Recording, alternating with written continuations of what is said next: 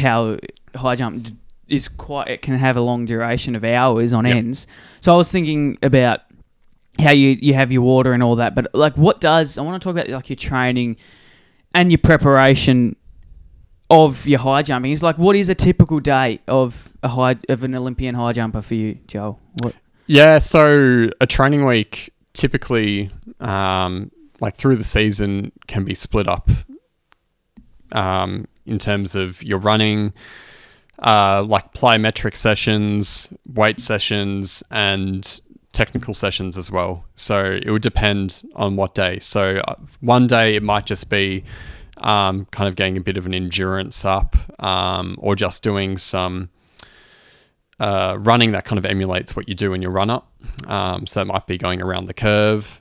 Yes. And then another day, there's a lot of plyometric work. So there'll be bounding, might be hops, or it might just be certain kind of takeoff drills that we do around the bar. This is simplifying it, of course. Yeah, of course. And then another day might look like weights. So typically with all these sessions, it might be, up to about two hours, I think. Really? Generally in a day. Per day? Wow. Yeah. Sometimes shorter, but yeah, up to about 2 hours. So weights as well.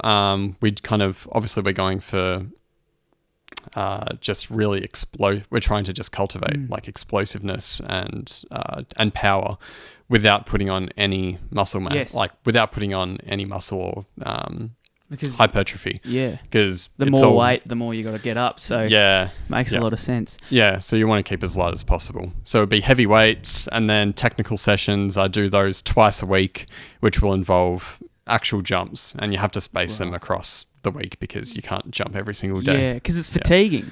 Yeah, it's fatiguing, and it's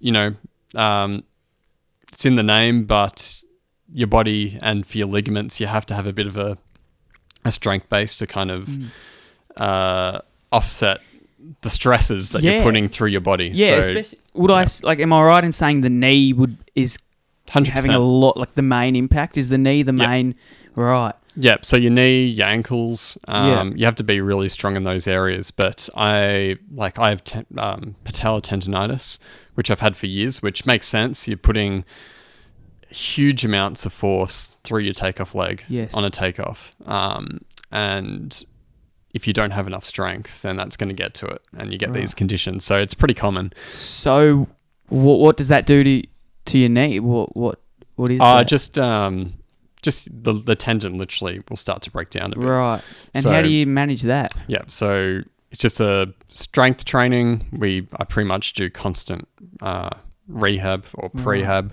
So that's usually leg presses, a bunch of different exercises with heavy weight that kind of helps stimulate that area and make it strong. So I do that all the time, and that's kind of how we kind of offset those kind of injuries. Yeah. Aside from that, ankles as well. You're putting a tremendous amount of force on a strange angle, which is completely unnatural with high jump. Yes. So, ankle strength as well is a massive one.